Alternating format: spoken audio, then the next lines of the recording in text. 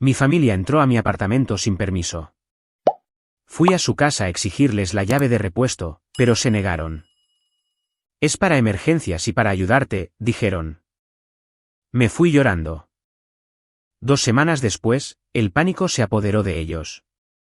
Mi nombre es Sofía Reyes y tenía 26 años cuando me di cuenta de que mi propia familia trataba mi apartamento como el vestíbulo de un hotel sin recepción. Empezó con pequeños detalles incorrectos que solo la persona que vive allí todos los días notaría. Un par de zapatillas que siempre dejaba junto a la puerta, de repente aparecían ordenadamente alineadas contra la pared. Una taza que había dejado en el fregadero, ahora estaba enjuagada sobre la encimera. El ligero olor a un suavizante de telas que yo no usaba flotando en el pasillo. No faltaba nada. Nada estaba roto. Pero el aire se sentía usado, tocado. Al principio, me dije a mí misma que estaba siendo paranoica. Trabajaba turnos largos cerca de los resorts en Orlando, llegaba a casa agotada, a veces, olvidaba dónde dejaba las cosas. Pero entonces abrí mi refrigerador. Allí, en el estante del medio, había un recipiente de vidrio con una cazuela que yo no había cocinado, junto a una pila de sobras perfectamente empaquetadas por las que definitivamente no había pagado. Encima había una nota adhesiva con una caligrafía que no era la mía, llamándome por un apodo que no había usado desde la secundaria. Ese fue el momento en que sentí un vuelco en el estómago. Alguien no solo había pasado de visita. Se habían puesto cómodos. Mis padres tenían una llave de repuesto para emergencias. Mi hermana sabía exactamente dónde la guardaban. De alguna manera, esa combinación había convertido mi hogar en una puerta giratoria que nunca acepté. Yo era la última persona en saber cuando alguien había estado dentro del único espacio que finalmente podía permitirme llamar mío. Antes de contarte lo que él dijo y lo que pasó después de que me fui, dime qué hora es para ti en este momento y desde dónde estás viendo esto. Me da curiosidad ver hasta dónde viajará esta historia. Más tarde esa noche, mi cerebro finalmente procesó en lo que acababa de entrar. En la quietud de mi cocina en Orlando, el aire se sentía extraño, como si el día de otra persona se hubiera rozado con el mío y se hubiera quedado. Nada parecía roto, pero nada se sentía intacto. Esa sensación de que alguien más se movía por mi espacio presionaba más fuerte que el calor de afuera. Mi madre, Marta, había sido quien insistió en tener una llave de repuesto cuando firmé el contrato de arrendamiento. Lo llamó una red de seguridad, una forma de dormir por la noche sabiendo que no estaba completamente sola. En ese entonces, estaba tan aliviada de poder pagar un pequeño lugar cerca de los resorts que acepté sin pensar. Decir que sí a esa llave parecía más fácil que decir que no. Ahora, se sentía como haber entregado un pedazo de mi puerta principal. Mi hermana menor, Isabela, siempre se había sentido cómoda con los límites que se suponía que debían ser firmes. De niñas, se metía en habitaciones de las que le habían dicho que se mantuviera alejada y trataba los límites como sugerencias. La idea de que ella supiera que había una forma fácil de entrar a mi apartamento me erizó la piel. Había una diferencia entre compartir un baño en el pasillo cuando éramos adolescentes y que su rutina se derramara en la única parte de mi vida que finalmente sentía como mía. Recogí la nota que habían dejado encima de la comida y la leí de nuevo. La caligrafía parecía cálida y familiar. Los mismos bucles y corazones que usaba en las notas de la lonchera cuando yo tenía 10 años. No había ninguna pregunta. Ninguna línea preguntando si esto estaba bien. Se leía como un resumen, no como una petición, un resumen de algo que ella ya había decidido hacer. Llamarla parecía el siguiente paso obvio. Pero incluso tocar su nombre en mi pantalla me oprimía el pecho. Cuando respondió, su voz tenía ese tono alegre y eficiente que usaba siempre que creía que estaba siendo la madre perfecta. Le dije que había llegado a casa y había encontrado señales claras de que alguien había estado dentro mientras yo estaba en el trabajo. Lo confirmó de inmediato y sonaba orgullosa de sí misma por ayudar. Para ella, dejar comida era pura generosidad. Dijo que había estado pensando en lo duro que trabajaba cerca de las atracciones y en la frecuencia con la que bromeaba diciendo que vivía de comida para llevar y cereal. En su mente, la llave de repuesto existía para solucionar esos problemas. No podía ver la violación silenciosa en los pequeños cambios y los platos limpios. Solo veía su propia intención y la historia en su cabeza sobre cuidarme. Traté de explicarle que, independientemente de si tenía buenas intenciones, entrar en mi casa sin avisar no estaba bien. Le dije que me hacía sentir como si mi apartamento estuviera prestado en lugar de ser mío. Al otro lado de la línea, casi pude oírla encogerse de hombros. Me dijo que estaba siendo dramática, que la familia no debería necesitar una invitación, que preocuparme por mi privacidad sonaba como algo que había sacado de publicaciones en línea. Para cuando terminó la llamada, mi pulso todavía estaba elevado, pero una parte de mí se preguntaba si realmente había exagerado. La comida significaba que no tendría que pedir otra cena grasosa después de un turno largo. La cocina se veía más limpia de como la había dejado. Esos hechos intentaron suavizar los bordes de lo que había sucedido, y durante unos días, lo permití. Apilé los recipientes, comí las sobras y me dije a mí misma que la inquietud en mi pecho era solo yo adaptándome a vivir sola. La segunda vez que sucedió, no había forma de mentirme a mí misma. Era un sábado por la mañana, lo suficientemente tarde como para que el sol ya hubiera calentado el balcón, y el sonido del tráfico de las atracciones cercanas llegaba hasta mi ventana. Me arrastré fuera de la cama, planeando un café y una ducha lenta antes del trabajo. En el momento en que entré al baño, se me erizaron los vellos de los brazos. En el estante dentro de mi ducha había una botella que nunca había comprado. La etiqueta miraba hacia adelante como si perteneciera allí. El aroma era caro y penetrante, una marca de salón que solo había visto en los baños de otras personas. Una mirada al color y la forma, y supe exactamente de quién era. A Isabela siempre le importaban los pequeños lujos, los productos para el cabello elegantes, los atuendos coordinados, el brillo de labios correcto. De niñas, peleábamos porque esparcía sus cosas por todo el mostrador compartido y lo llamaba a prepararse. Ver esa misma energía en mi apartamento de un solo baño hizo que todo encajara. Alguien no solo había entrado en mi casa de nuevo, sino que se había duchado, desempacado artículos de tocador y se había ido sin decir una palabra. Revisé el toallero. Una de mis toallas limpias colgaba ligeramente torcida, todavía húmeda en el borde inferior. La alfombra del baño estaba en un lugar diferente al que recordaba. Mi cepillo de dientes había sido empujado a un lado. Cada pequeño cambio añadía peso a la misma conclusión. No era solo mi madre pasando para ayudar. Mi hermana había convertido mi hogar en un lugar conveniente donde quedarse sin siquiera pensar en preguntarme primero. La ira que surgió esta vez se sintió diferente. Era más pesada, menos confusa, menos dispuesta a ser calmada. El primer incidente casi podría archivarse como un malentendido. Este exponía un patrón. La llave de repuesto no era una red de seguridad. Era una puerta por la que creían que podían entrar cuando les conviniera. Unos días después, decidí que hablar por teléfono no era suficiente. Conducir hasta la casa de mis padres se sintió como retroceder en el tiempo. Cuanto más me acercaba a su tranquila calle en las afueras de Orlando, más se desvanecía mi nueva vida como alguien con su propio contrato de arrendamiento y facturas de servicios públicos en el espejo retrovisor. Para cuando entré en el camino de entrada, mis manos estaban apretadas en el volante. No ensayé discursos. Subí los escalones, toqué el timbre una vez y esperé. Mi madre abrió la puerta con la sonrisa de sorpresa que usaba cuando los vecinos pasaban de visita. Intentó darme un abrazo, pero pasé a su lado y me dirigí a la cocina. Años de cenas y discusiones se habían impregnado en esas paredes, y mis pies conocían el camino de memoria. Mi hermana menor, Isabela, estaba sentada en la mesa, mirando su teléfono. Levantó la vista con una sonrisa rápida y un saludo perezoso, como si hubiera venido solo de visita. Antes de que cualquiera de ellas pudiera llenar el silencio con una charla trivial, me volví para enfrentarlas. Quiero la llave de repuesto. Las palabras salieron secas, más como una orden que como una petición. Por un segundo, nadie se movió. Luego, la expresión de mi madre se endureció.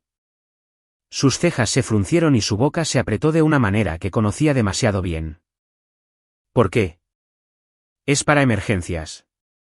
Lanzó la palabra como un escudo. Habló de cualquier cosa que pudiera pasarle a una mujer joven que vive sola cerca de la zona turística. Noches tardías, tormentas, problemas con el coche. Cada ejemplo fue presentado como otra razón por la que ella merecía tener acceso. no una razón para dejar mi puerta principal bajo mi control. Le dije que una emergencia significaba algo raro y urgente, no un refrigerador vacío o un fregadero sucio. Dije que no me sentía segura sabiendo que la gente había entrado y salido sin decírmelo. La mirada que me dio no fue de preocupación. Fue de dolor envuelto en indignación. La misma mirada que había terminado las discusiones cuando era adolescente. Isabela finalmente dejó su teléfono. Se reclinó en su silla, estudiándome como si estuviera exagerando por una molestia menor. Solo intentamos ayudarte, dijo. Trabajas todo el tiempo. Mamá solo quiere asegurarse de que comas y no te agotes. Para ella, la gente que ayuda no necesita permiso. Se suponía que la gratitud debía ser automática. Miré de mi hermana a mi madre y me di cuenta de que estaban perfectamente alineadas. En sus mentes, mi apartamento era una extensión de esta casa, otra habitación en la que tenían derecho a entrar. Mi padre, Ricardo, entró desde el garaje limpiándose las manos con una toalla vieja. Miró a su alrededor, sintiendo la tensión. Papá siempre había sido el que podía calmar a mamá o convencer a Isabela de ceder. Una parte de mí esperaba que hiciera eso ahora, que dijera en voz alta que mudarse significaba tener una puerta que solo me respondiera a mí. En cambio, escuchó mientras mamá decía que quería quitarles la llave. Omitió los detalles que hacían que todo se sintiera invasivo y lo presentó como si yo le estuviera dando la espalda a la familia. Cuando terminó, la habitación volvió a quedar en silencio. Repetí que necesitaba la llave, que mi casa no era un recurso compartido, que no podía relajarme sabiendo que cualquier otra persona podía abrir mi puerta cuando quisiera. Él suspiró, el tipo de suspiro cansado y decepcionado que solía preceder a los sermones sobre la responsabilidad. No te la vamos a devolver, dijo. Sin ira, sin levantar la voz, solo finalidad. Si incluso él pensaba que mi necesidad de privacidad era irrazonable, no quedaba nada que negociar. No veían a dos adultas cuando miraban a sus hijas. Veían extensiones de sí mismos. El resto de la visita se volvió borroso. Mamá alternaba entre lágrimas y comentarios hirientes. Isabela volvió a su teléfono, sacudiendo la cabeza como si yo fuera ridícula. Papá se movió por la cocina, actuando como si la decisión hubiera sido tomada y el asunto estuviera zanjado, sirviendo café y poniendo bocadillos como si fuera cualquier otra tarde. Me quedé el tiempo suficiente para saber que nada de lo que dijera cambiaría sus mentes. En el camino de regreso, el sol de la tarde golpeaba el parabrisas tan fuerte que tuve que entrecerrar los ojos, pero mi enfoque se sentía más nítido que en semanas. No iban a devolverme el control. Si quería sentirme segura en mi propia casa, tendría que tomarlo. Esa noche, me senté en mi pequeña mesa con mi laptop y un bloc de notas, buscando cerrajeros que trabajaran los fines de semana. Anoté nombres y números, luego rodeé uno que parecía confiable.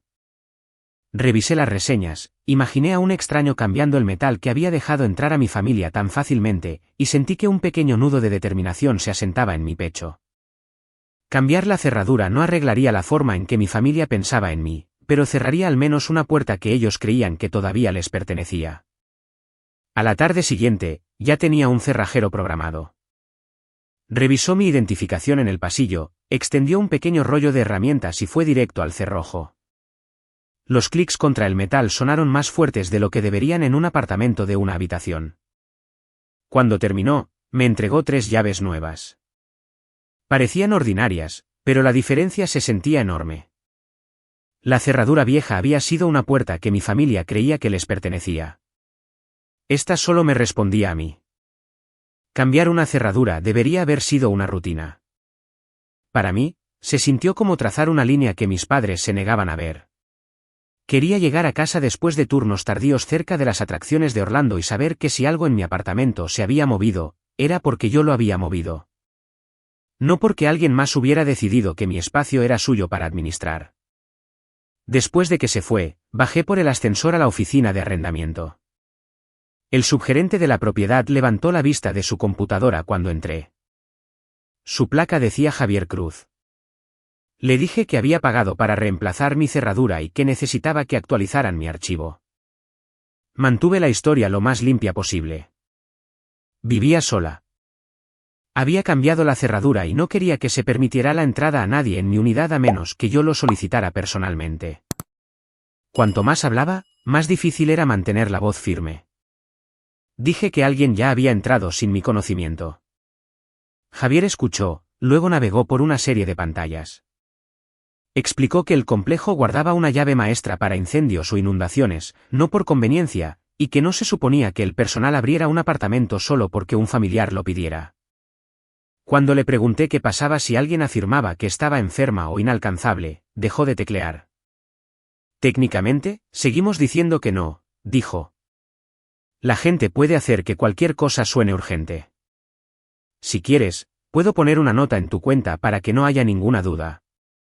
Acceso para nadie más que tú. Escuchar eso de alguien que apenas me conocía se sintió más firme que cualquier disculpa que hubiera obtenido de mis padres. Le dije que sí. Añadió una breve línea, luego giró ligeramente el monitor para que pudiera ver mi nombre junto a las palabras acceso solo para residente autorizado.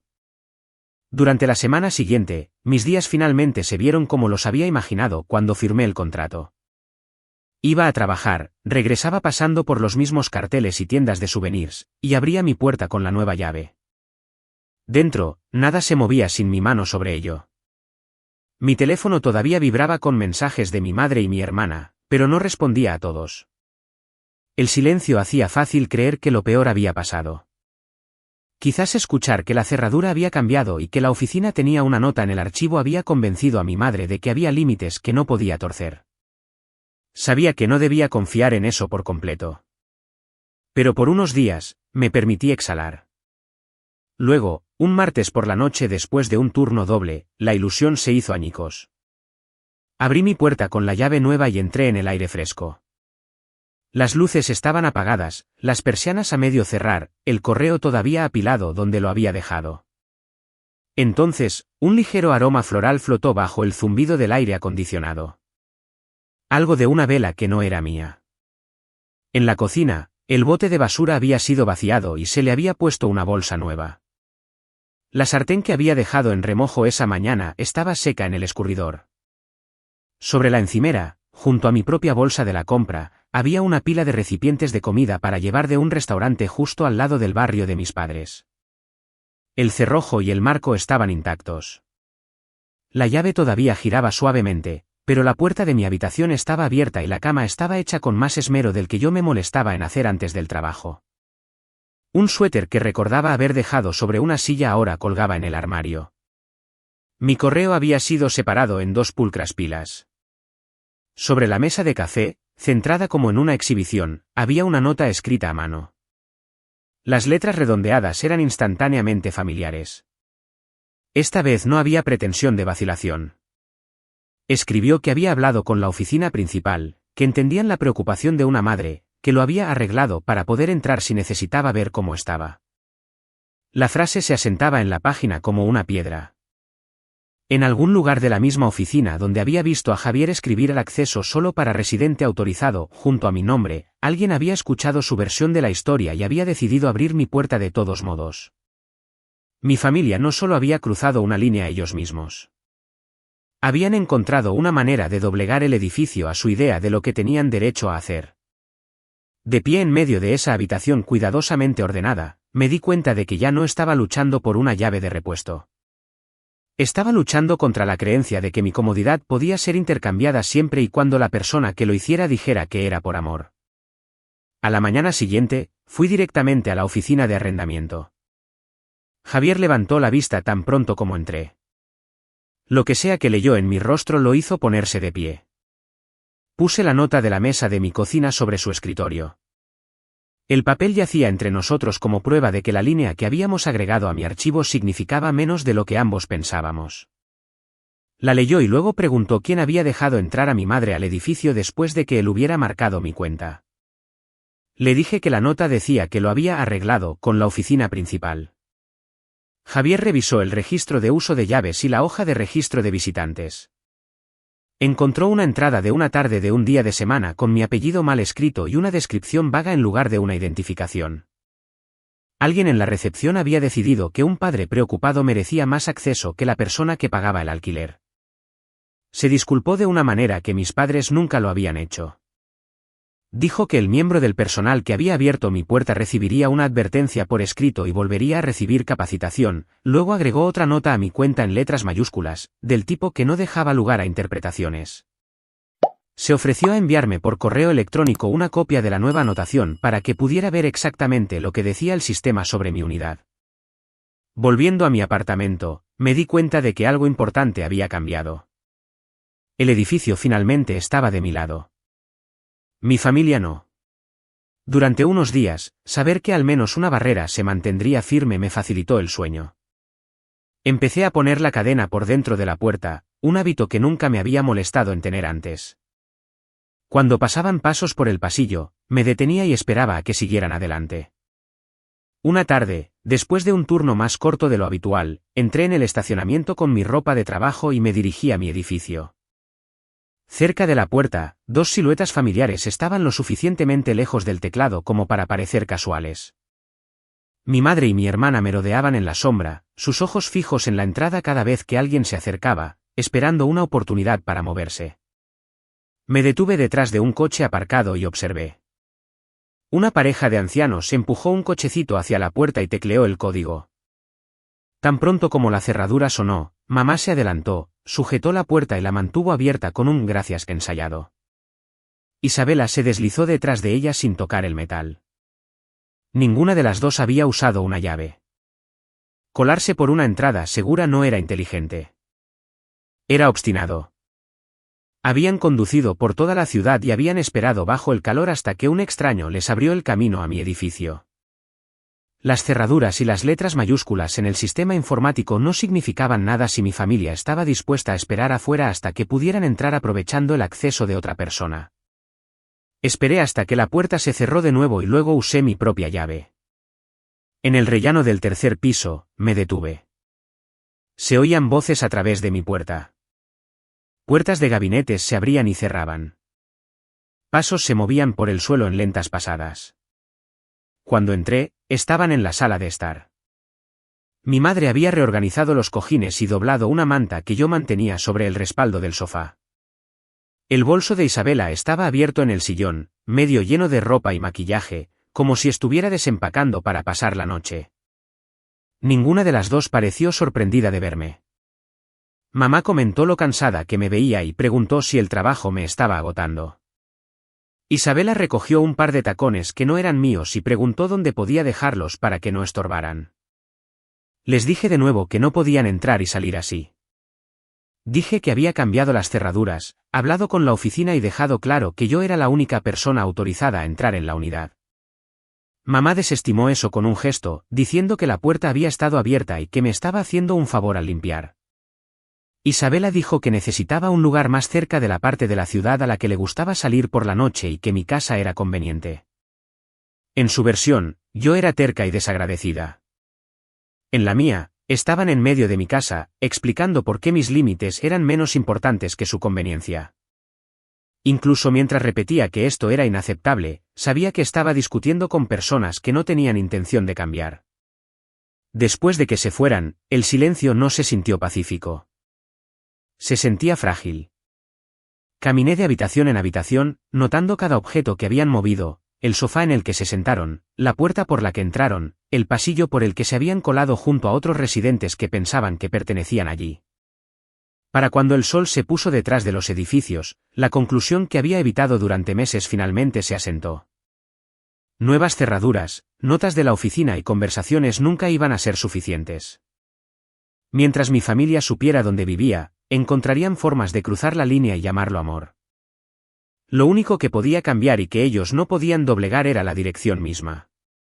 En una semana, quedarme donde estaba dejó de sentirse como fortaleza y empezó a sentirse como un desafío. En mis descansos, buscaba listados de apartamentos, hojeando fotos y buscando pasillos interiores, entradas controladas y direcciones en el otro extremo de la ciudad. Quería un lugar por el que mi familia no pasara por accidente. Un listado en las afueras de Orlando se destacó.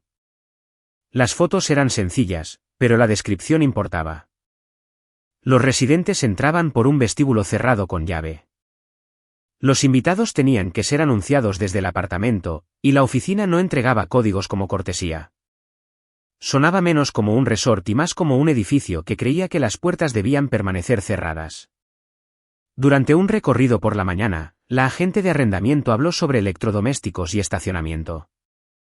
Le pregunté cómo manejaban a las personas que llegaban insistiendo en que necesitaban ver a alguien.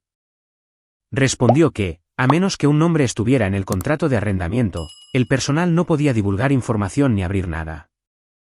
Esa política me pareció más tranquilizadora que cualquier otra cosa que me mostró. Llené la solicitud ese día y firmé el contrato antes de que pudiera convencerme de quedarme. Mudarme al otro lado de la ciudad no me pondría fuera de su alcance, pero me pondría en un lugar que mi familia no sabía dónde buscar. Se lo conté a Daniela y a Mateo. Nunca habían conocido a mis padres ni a mi hermana. Cuando les expliqué lo que había estado sucediendo en mi apartamento actual, escucharon sin tratar de excusarlo. Sus preguntas fueron prácticas. ¿Cuándo necesitaba la furgoneta?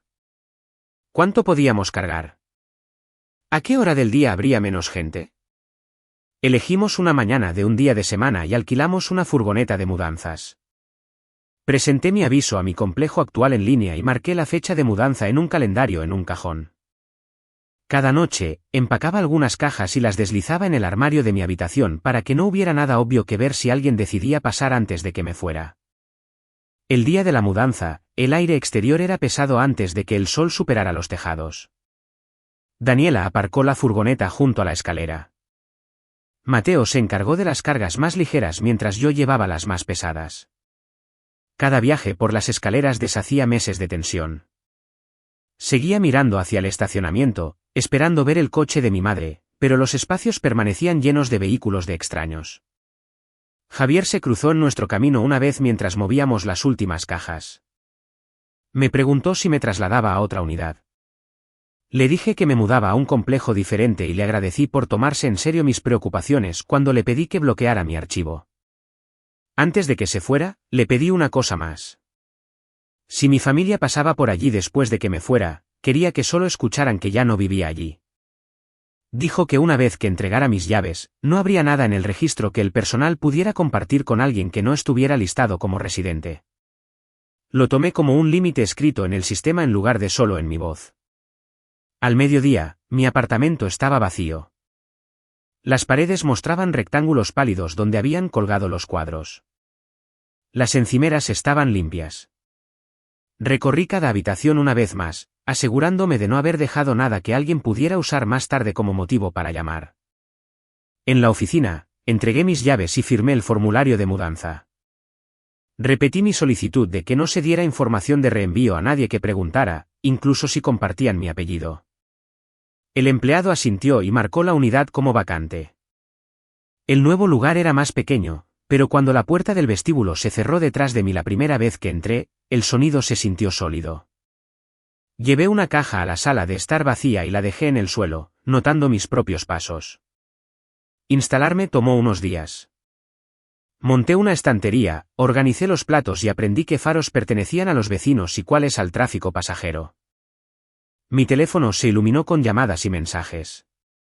Algunos eran casuales, otros eran bruscos, exigiendo saber por qué no respondía. Dejé que se acumularan sin contestar. Unos días después de la mudanza, apareció un correo electrónico de Javier en mi bandeja de entrada. Escribió que 3 personas habían venido al antiguo complejo preguntando por mí e insistiendo en que eran familia. Querían saber dónde estaba y si estaba a salvo. El personal solo les dijo que la unidad estaba vacía y que no se podía compartir ninguna información. Según su mensaje, mi madre levantó la voz. Mi hermana caminó de un lado a otro por el vestíbulo y mi padre presionó para obtener detalles hasta que la conversación terminó. Al leer su descripción, pude imaginarlos en esa oficina, enojados porque un edificio los trataba como extraños ante una puerta cerrada. La distancia entre sus expectativas y mi realidad ya no estaba solo en mi cabeza. Estaba en una política y en un registro que no se doblegaba por ellos. Cerré el correo electrónico y puse mi teléfono boca abajo sobre la mesa, dejando que el silencio entre nosotros creciera un poco más. Unos días después del correo electrónico de Javier, finalmente respondí una llamada de un número que conocía de memoria. Mi madre empezó a hablar antes de que pudiera decir hola, diciendo que habían ido a mi antiguo complejo, que nadie les decía nada, que el personal los había tratado como a extraños. Cuando se detuvo para tomar aire, mi padre tomó el relevo, preguntando si estaba a salvo y dónde vivía ahora, y por qué me había mudado sin decírselo. Juntos, sonaban menos como personas preocupadas y más como personas exigiendo un informe de alguien que se había salido de la línea. Esta vez, no me apresuré a explicarme. Les dije que estaba a salvo, que tenía un nuevo apartamento al otro lado de la ciudad, que la oficina sabía que no debía compartir mi información. Dije que le había pedido al antiguo complejo que negara los detalles a cualquiera que no estuviera en mi contrato, y que el personal había hecho exactamente lo que solicité. Hubo una breve pausa. Luego mi madre preguntó por qué les haría tan difícil a sus propios padres contactarme y dijo que si les hubiera dado una nueva llave, nada de esto existiría. Siguieron las etiquetas familiares. Desagradecida, dramática, cruel. Mi padre dijo que estaba llevando las cosas demasiado lejos, que la familia no se trataba así. Sentía el pecho apretado, pero mi voz se mantuvo firme. Les dije que lo que ellos llamaban ayuda se había sentido como una inspección. Que entrar en mi casa mientras yo estaba en el trabajo, dejar que mi hermana la usara como parada sin preguntar, colarse por la puerta detrás de extraños después de que se le había dicho a la oficina que no eran actos de cuidado. Esas decisiones me decían que no me veían como una adulta con una puerta propia. Mi hermana habló entonces, más fuerte ahora. Dijo que todos los que conocía se apoyaban en la familia, que yo estaba convirtiendo la independencia en una actuación, que debería estar agradecida de que alguien quisiera estar ahí para mí. Su versión del amor todavía requería que yo estuviera disponible bajo demanda. No discutí sus ejemplos. Dije que estaba harta de revivir la misma conversación. Les dije que me había mudado para sentirme segura en mi propio espacio y que no les daría mi nueva dirección. Añadí que si intentaban localizarme a través de mi lugar de trabajo o mi edificio, lo trataría como acoso, no como preocupación. La palabra cambió el aire en la línea. Mi madre empezó a llorar. Mi padre suspiró como lo hacía cuando me castigaba de adolescente. Mi hermana murmuró que yo era increíble. Dejé que sus reacciones aterrizaran sin tomarlas como prueba de que estaba equivocada. Antes de colgar, les dije una última cosa. Si alguna vez querían tener una relación conmigo de nuevo, tendría que ser en términos diferentes. Sin llaves, sin visitas sorpresa, sin tratar más mi casa como una propiedad compartida. Llamadas telefónicas solo si eran invitados, mensajes que no exigieran respuestas instantáneas. No más ignorar la palabra no. Hasta que estuvieran listos para eso, necesitaba distancia. Luego terminé la llamada y bloqueé sus números. Después, ajusté el resto de mi vida en torno a esa elección. Bloqueé mis redes sociales, cambié la configuración de privacidad y le pedí a algunos amigos de confianza que no dieran información sobre mí sin consultarme primero. Era extraño construir muros contra personas cuyos rostros llenaban cada álbum de fotos de la casa de mi infancia. Pero también fue la primera vez que mi sensación de seguridad no dependía de su estado de ánimo. El tiempo pasó sin ellos. Trabajé, volví a casa, aprendí los sonidos de mi nuevo edificio. Algunas festividades las pasé con compañeros de trabajo que no tenían a dónde ir. Otras, sola con comida para llevar y la película que me apeteciera ver. De vez en cuando, se colaba un correo electrónico de un primo o una tía diciendo que mis padres estaban dolidos y confundidos. Respondí una vez con una sola frase: estoy a salvo. Espero que ellos estén bien. No estoy lista para el contacto. Las consecuencias para ellos no fueron dramáticas ni cinematográficas. Conservaron su casa, sus rutinas y sus historias sobre ser buenos padres. Lo que perdieron fue el acceso. Ninguna llave de repuesto que tomar prestada. Ningún apartamento en Orlando para tratar como un lugar conveniente. Ninguna manera de cruzar mi umbral solo porque sintieran ganas de ver cómo estaba. La consecuencia para mí fue más silenciosa pero real. Tuve que llorar a los padres que desearía haber tenido y a la hermana en la que desearía poder confiar con un código de acceso. Tuve que aceptar que algunas personas preferirían perderte antes que aprender a respetarte, y que no podía hacerme lo suficientemente pequeña para arreglar eso. No creo que cortar el contacto sea una solución simple o la respuesta correcta para todos. Hay familias que escuchan cuando dices que no, que aprenden, que cambian. Si tienes eso, espero que lo valores. Pero si no lo tienes, espero que recuerdes que tienes permitido trazar límites incluso con las personas que te criaron. Querer privacidad no te hace desagradecido. Querer seguridad no te hace cruel. Si alguna parte de mi historia te resulta familiar, espero que te dé permiso para tomarte en serio tus propias necesidades y para planificar tus límites en lugar de disculparte por ellos.